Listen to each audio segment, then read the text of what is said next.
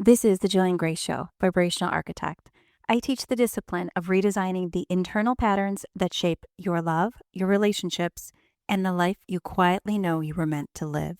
Whether you're moving through familiar emotional cycles or you're a high achiever who senses there's more available to you, you're in the right place.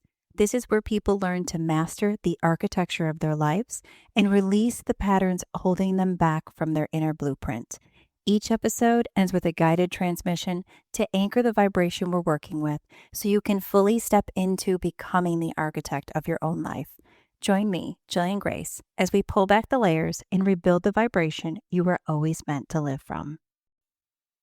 Hello and welcome to the Jillian Greyse Show.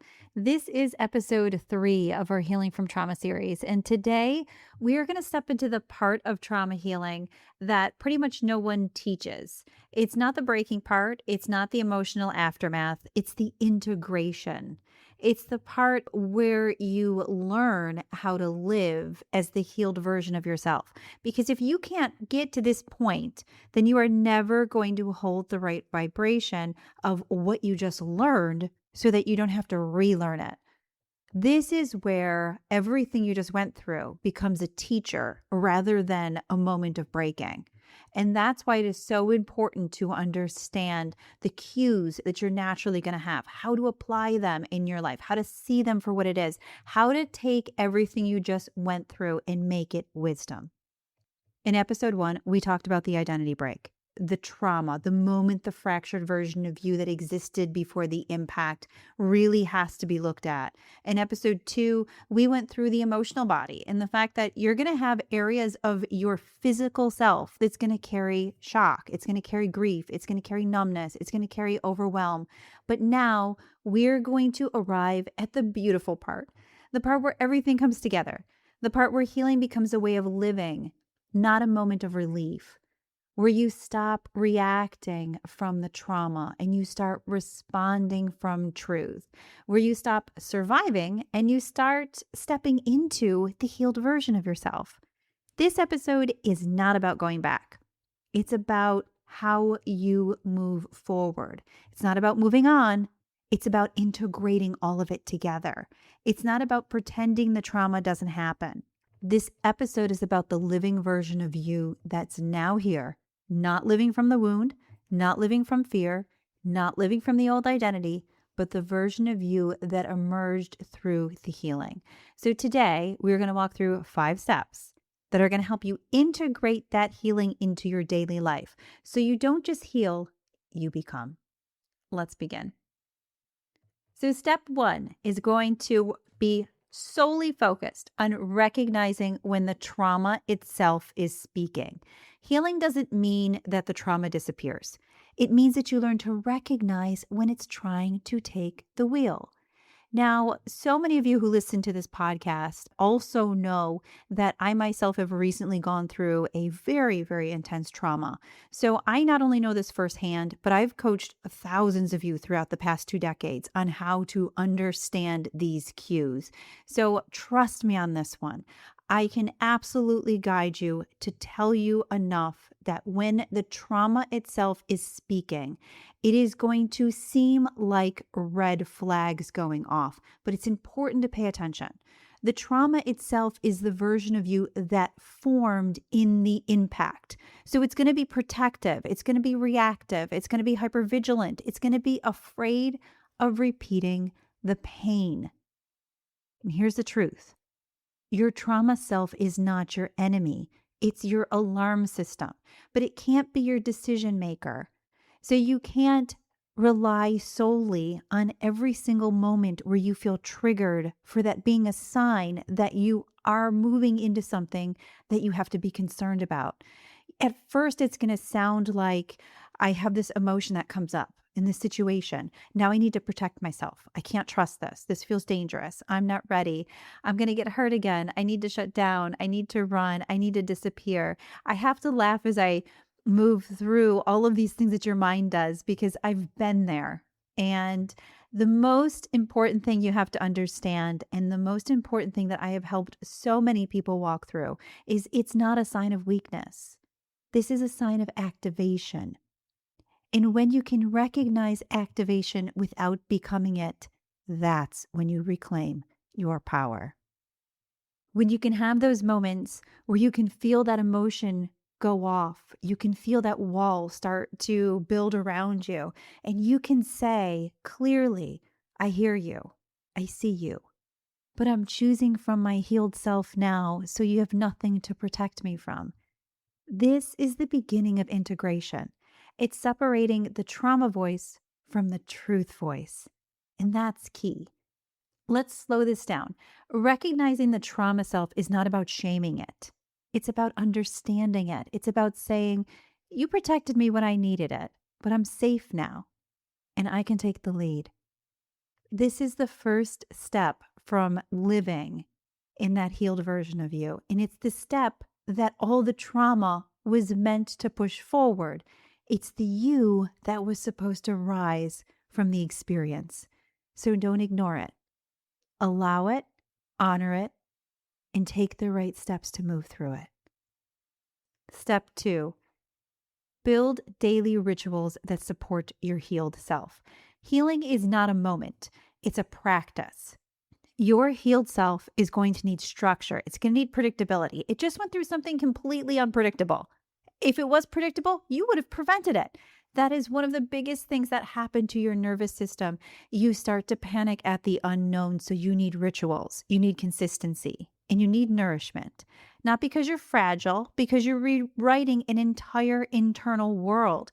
Daily rituals that support the healed self look like a morning grounding practice, a moment of stillness before reacting, a breath before responding, a boundary before overgiving, a pause before self-abandonment, a check-in before emotionally spiraling, a nighttime release ritual.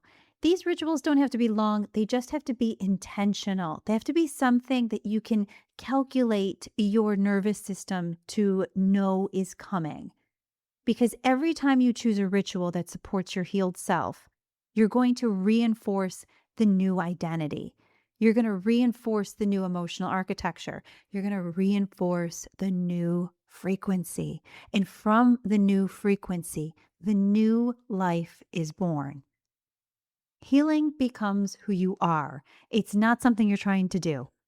Your healed self is not built in grand gestures. It's built in small moments where you choose you, where you choose presence over panic, where you choose truth over fear, where you choose alignment over urgency. These rituals are not routines, they're anchors. And those anchors keep you connected to the version of you, that new healed version. So starting new patterns becomes extremely important. A, you give that predictable energy that's necessary to your actual nervous system that is about to misfire at any moment because it is still calibrating to this new truth. And B, it teaches you that you're worth it. That everything you just experienced, no matter how difficult it was, no matter how much it changed you, no matter how much it affected your ego or what you thought about yourself or what you thought everything in your life looked like, it's going to say you still have value. You have more value than you did before, and you're worth the love. Step 3, you have to relearn how to receive. And this is where most trauma survivors struggle. So trauma teaches you how to survive. The healing teaches you how to receive. So trauma teaches you how to survive. Healing teaches you how to receive. And I see this a lot. Sometimes when you've gone through a trauma and someone wants to give to you, there's this part of your system that feels like, I can't take this because if I take this, I have to reciprocate. And you go into almost this panic mode. You go into this panic mode of you don't have the capacity to reciprocate. So it ends up short circuiting your mind and your system. But receiving is one of the hardest pieces of trauma recovery. It's the most necessary one. When you receive love, when you receive support, when you receive rest, when you receive compliments, when you allow yourself to receive help, allow yourself to receive joy, the trauma self is going to say, I don't deserve this. It won't last. It's not safe. I need to earn it. I need to prove myself. I need to reciprocate. I need to stay small. But the healed self says, I'm allowed to receive. I'm allowed to be supported. I'm allowed to be loved. I'm allowed to feel good. I'm allowed to rest. I'm allowed to exist without performing. Relearning how to receive is not indulgence, it's integration. You can receive without immediate reciprocation as well. Allow yourself to be in that vibration, love entering in. Refill the cup that was emptied. And then you will naturally be able to give and receive without it feeling like it's too much. But first, you have to refill, because when you can receive, you're no longer going to be living from the wound, because you will have filled the hole inside of you that it left. At that point, you're going to be living from your healed self. Let's go a little deeper here. Receiving is not passive. It's not vulnerable. It's not courageous. It's not expansive. Receiving says, I trust myself enough to let good things in. And this is the moment your healing becomes embodied. Step 4. Choose relationships that match that healed frequency. So this is the step that changes everything, no matter what kind of trauma you went through, whether it was relationship related, whether it was something to do with work, whether it was something that had to do with your safety. It's always going to come down to what you allow in. That's going to be how that healed frequency can come through. So no matter what it is, when you are living from a healed frequency, you're going to draw in interactions that are from that healed frequency. And if you don't heal it, you're going to draw in interactions that are from that wounded or that trauma-filled frequency. So it's important to choose relationships that match that healed frequency. And this is almost comical when you look at it. When you come out of a trauma, you are going to have the ability to see the universe test you, or the energy around you test you, by giving you old pieces of that trauma that's leaving in different interactions. And your superpower is going to be choosing and acknowledging and knowing when those things come in. And you're going to know that because you're going to feel it. And if you can become very connected with that intuition, which a lot of times when we go through a trauma, one of the things it's designed to do is help us become closer to our truth. And when you can listen to what that intuition is saying, it's going to be one of the clearest guides to help you with that relationship match and being able to enter through a healed frequency. This is the step that changes everything.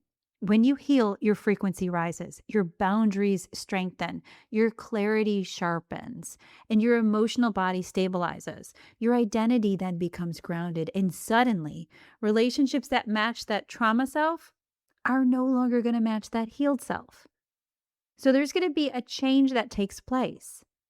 You're going to have a change in the people you attract towards you, and you're also going to have a change in the people that are currently surrounding you. It's not loss, it's alignment. Choosing relationships that match your healed frequency means you're no longer going to tolerate emotional chaos. You're no longer accepting breadcrumbing. You're no longer going to shrink in order to make people comfortable. You're no longer going to abandon yourself in order to keep the peace. You're no longer going to confuse intensity with intimacy. You're no longer going to mistake inconsistency for passion. You're no longer going to carry the emotional labor that isn't yours. Your healed self requires relationships that feel safe. They feel reciprocal. They feel respectful. They feel consistent. They feel emotionally mature. They feel truthful. They feel peace. You are only going to be able to accept relationships and situations that follow those lines. Let's slow this down for a minute. You're not too much for wanting emotional maturity. You're not too much for being uncomfortable in a situation that you're in. You're not too sensitive for wanting safety. You're not too needy for wanting consistency. You're healed. And when you're healed, you choose differently. This step is not about cutting people out. It's about choosing people who can meet you where you are now, not where you were when you were hurting. And you're going to, for a period of time, get a bit of a mixed bag. You're going to get a bit of a mix of circumstances and individuals that can come into your world and could cause that trauma to be released again. And you're also going to have people come into your life that are going to match that new frequency that you now are grown into. And the best way to gauge that is to pay attention to your intuition. You will know. The people in your life who come into your life, or the circumstances in your life that step in that are going to be based in that trauma, they're going to trigger feelings of trauma very quickly. Long before your mind can even process it, you're going to feel something's off. Pay attention to that feeling. That feeling is the gift of the old you that you now are able to open. The old you gave you the ability to have that gauge. So honor it. Honor what you've gone through and listen to that new part of you. Because making decisions from that vibration are going to be the vibrational examples of what your new frequency vibrates at. And that's how you start architecting from this new reality. Last but not least is step 5. It's time to live from the healed identity, not the trauma identity. This is the final step. It's the integration step. It's the embodiment step. It's living from the healed identity. It means you choose from clarity, not fear. You speak from truth, not survival. You move from alignment, not urgency. You love from wholeness, not wounds. You rest without guilt. You set boundaries without an apology. You trust yourself again. You feel safe inside your own body. You feel home inside your own life. This is not perfection. It's presence. It's not, I'm healed forever. This is, I know how to return back to myself.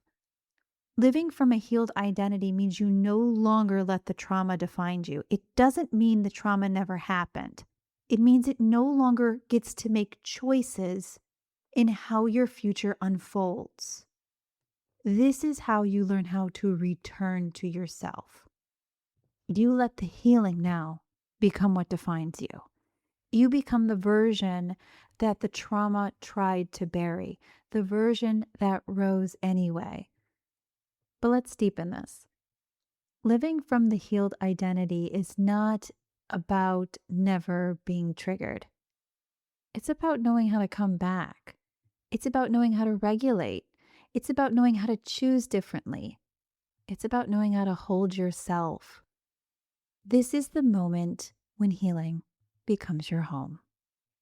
And that home was the place that was calling you from the beginning. And it's a beautiful place to be. As always, at the end of each episode, I do a short guided talk down to help you integrate some of the frequencies that we talked about so that you can step into the energy to architect the reality that your soul is calling you to. So I invite you to take a moment to relax, close your eyes, and join me as we move through a short talk down to integrate the new vibration within you. Take a deep breath. Let your shoulders drop. Inhale slowly through your nose. Hold. Now exhale gently through your mouth.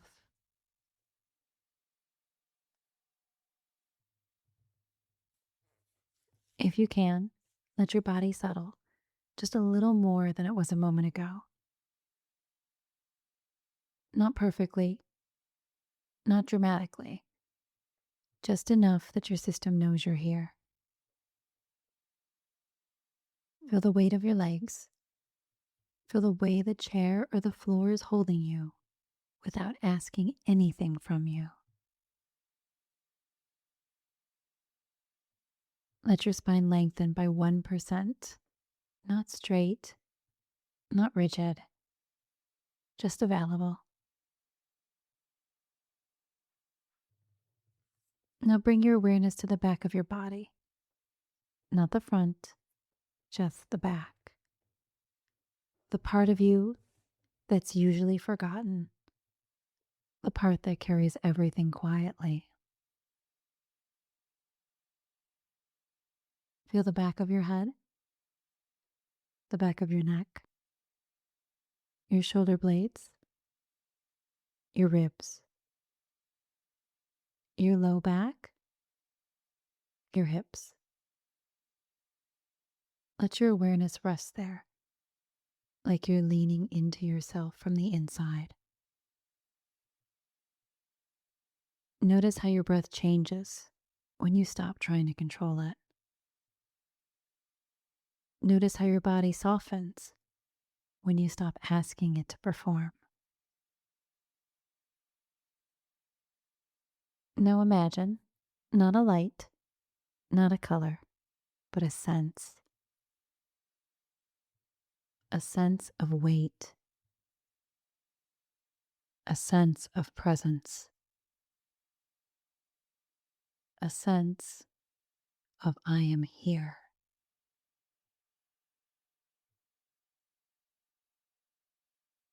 Let that sense gather behind your ribs, behind your belly, behind your back, not in the front of your body, behind it, in the place where your strength quietly lives.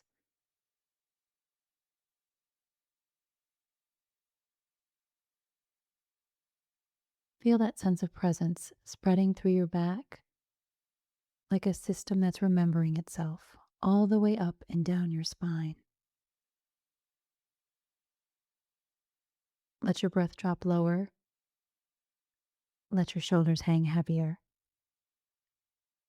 Let your jaw loosen without any effort. And now, internally, without forcing anything, let these words land. I am here. I am steady. I am not who I was. I'm becoming who I'm meant to be. Feel the truth of that settling into your bones, not as a thought, but as a knowing. And let your system take one more breath that belongs to you entirely.